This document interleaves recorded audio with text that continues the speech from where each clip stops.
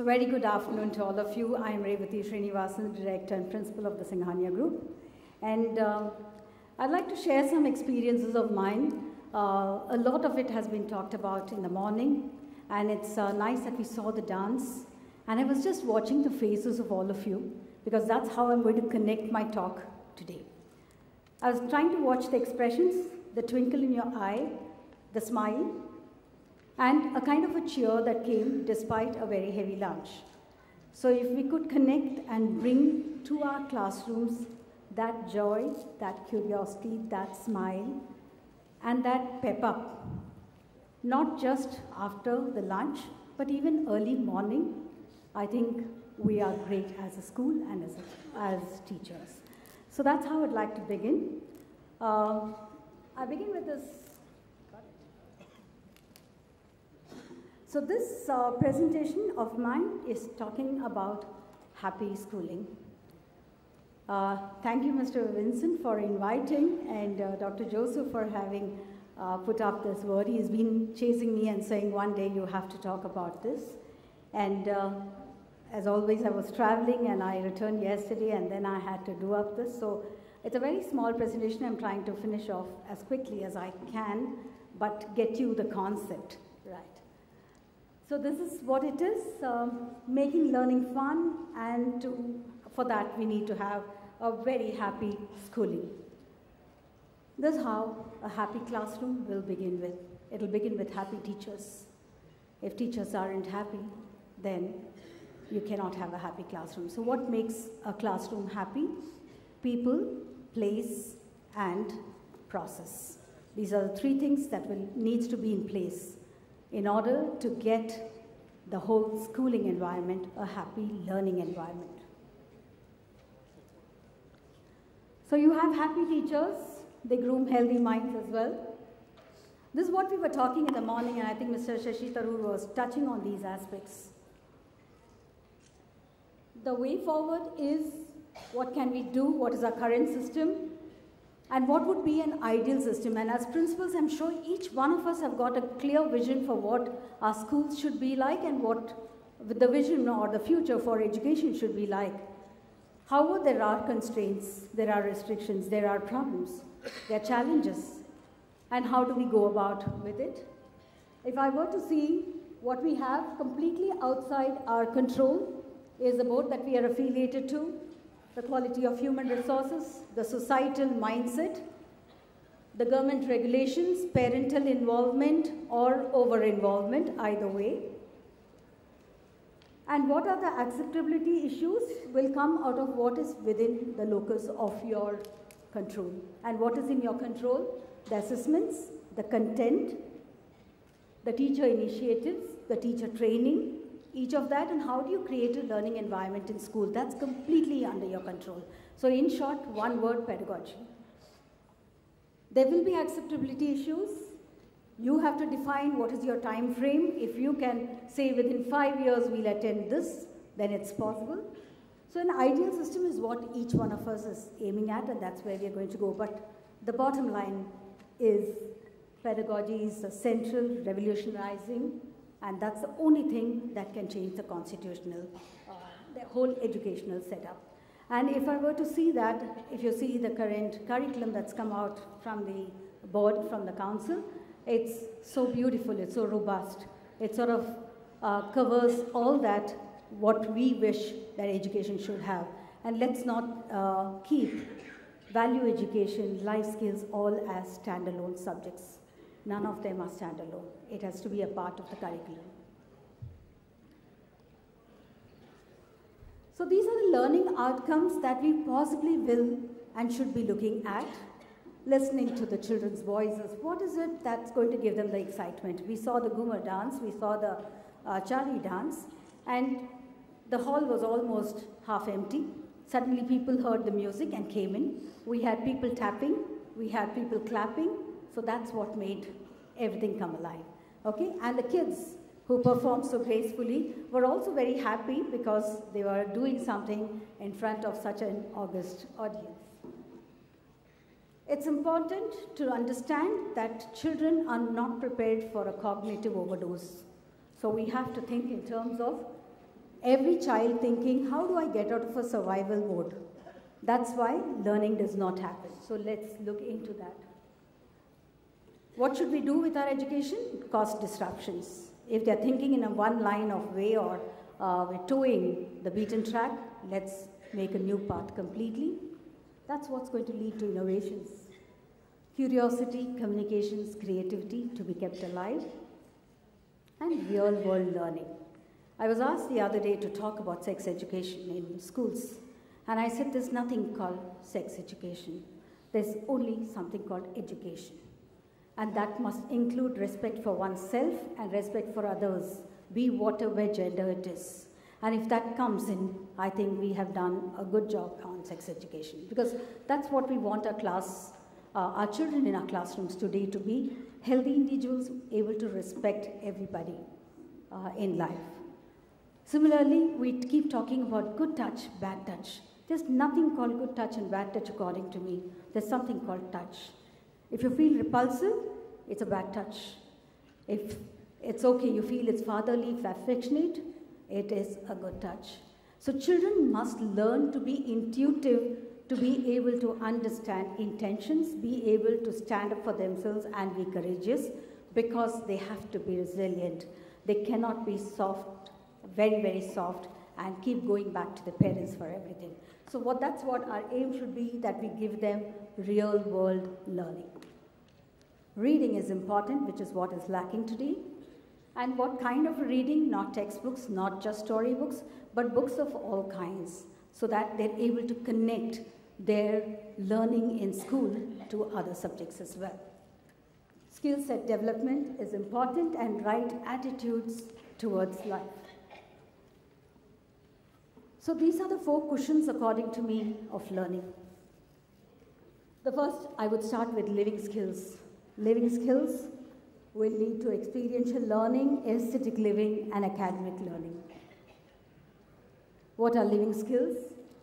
All our subjects, our curriculum must have health, hygiene, safety, wellness, nutrition, care, life skills. So what did I do to bring about this kind of a change? I have no textbooks. So my children don't bring bags to school. Till grade 4, there are no bags. All that the bag contains is, there are 2 tiffin boxes, 1 water bottle, and the school diary. There are no books at all. So how did you think we managed? We had to talk to parents and educate them. So what does the life skill have? So grade 5, 6 actually has lessons on how do you use an ATM card. So apart from what we do as a curriculum that the council follows, our council has, we have sort of topped it up with lessons of life. So it has lessons on how do you use your credit card, how to keep it safely, what is a cognitive offense, what is a non-cognitive offense. Everything that is going to keep the child a little careful when he grows up, so that he knows what to follow and what not to follow, and if someone talks something, he knows what it is. So we had some talk on Brexit. Grade 4 was able to talk on Brexit, and nothing that we gave them as preparation time at all. But they could understand that people from UK could not travel to the rest of Europe without a visa. So to that extent, they understood what Brexit was. Academic learning, of course, is languages, science, technology, math, and environment. All of this, again, is intertwined in the manner in which we teach. Experiential learning is about going beyond classrooms, included in experiential learning. Incidental learning that happens while they are on something. There may be something new that erupts, and therefore they ask questions on that. And aesthetic living is our performing arts and the visual arts, meditation. So this is what it is. Our curriculum is called SPICE.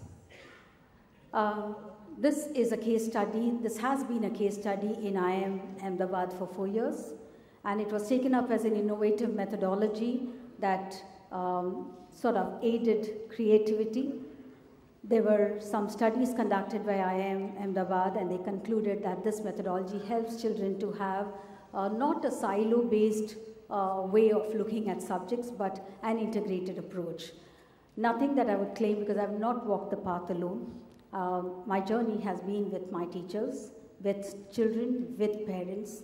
So all of this has evolved over the years. So that's how in the past 10 years, we have evolved the whole process, and every year it keeps changing. So as of now, this is how it looks. So we take up a topic and we spice it. So it's called a spice class. So we find out similarities, we take on differences. We look at patterns. How does it work? I'll give you an example as I go. Interaction and interdependence, continuity and change, evolution and adaptation. Now, since we have just come from a little bit of dance and music, let me do one spice very quickly. We saw Ghumar and we saw Chari. Both of these are dances of Rajasthan. But if I want to spice it with a dance maybe from Kerala, Kaikotikali, how would I see? What was the Chari dance about? It is a fire. Actually, it's all about lifestyle of women in Rajasthan. When they're going to fill, they fetch water. They sing this so that there is no monotony. So that's how you're connecting it. So you're connecting lifestyles of people in Rajasthan to lifestyles of people in Kerala, for example. If you're taking up Kaikotikali, when is it celebrated? When is this, or when is it normally performed? When is this performed? What are the different kind of styles? What is the manner in which, so you make a comparison, you'll draw similarities, both are celebrations, again, but one is out of a lifestyle and the other one is a celebration dance, a harvest, basically. You draw a pattern, you will find that most of it, it's all women who are doing it, so that's the pattern you're seeing in it. Interaction and interdependence, when they interact with people outside, how does that dance start, the form starts changing. Okay, so that's how you bring out a new dance form. Continuity and change will be when you have the changes coming in, how does it evolve, and after a few years, perhaps you will not have the original Kaikotikali which was performed. Maybe there'll be variations in the dress, there would be a whole lot of changes that happens.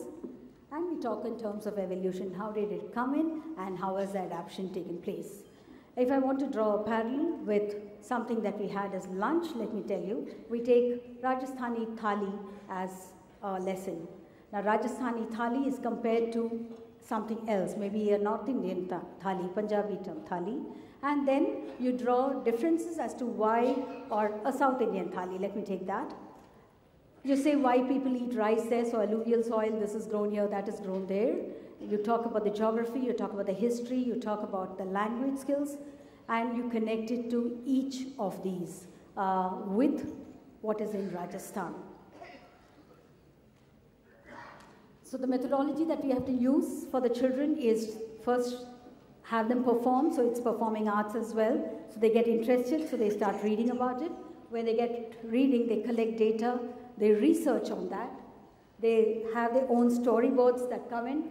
Discussions, panel discussions, experts, all of these are done even by grade 1 and 2 children. Visuals, and let's understand they're all in keeping in mind the competencies, age competencies, so nothing is pushed down their throat much more than that. But what is important is that we have involved every child in the process of learning, and all different learning styles are also involved. This is how SPICE is connected to skills. So all the skills get both from physical, logical reasoning skills, the dexterity of fingers, which is motor skills. We come into classifying, which is more cognitive, and of course, all the reading, writing, and the basic skills that are required. So the entire process and all the languages gets covered in that, all the subjects get, but we're not teaching them as subjects per se. We're integrating them in order to come back to the theme-based projects that we have. Ultimately, this is what we get. We get cash, and all of us love cash with the C, but this is the cash with a K. So knowledge is knowledge only if we are able to apply what we have learned to something. If we don't apply it, it's not knowledge, it's just information. So making children be part of the group, getting them hands-on into it, understanding what it is, makes them actually gain knowledge. So when we are doing a subject like Sahyadri, as Sahyadri ranges, we sort of draw parallels with Himalayas and the Alps. So automatically the children move from local to national to international. So that's how we move from from the local areas to the global thing. And we draw the whole thing. So which means they know so much about mountain ranges, about different landforms, the soils, the kind of people who live there, why do they build their houses in a manner that they are building out over there. So you get true knowledge in the real sense. You have the right kind of attitudes because children learn to respect each other because many of them will share their own stories as to where they are coming from. So that's how you will get them to share stories.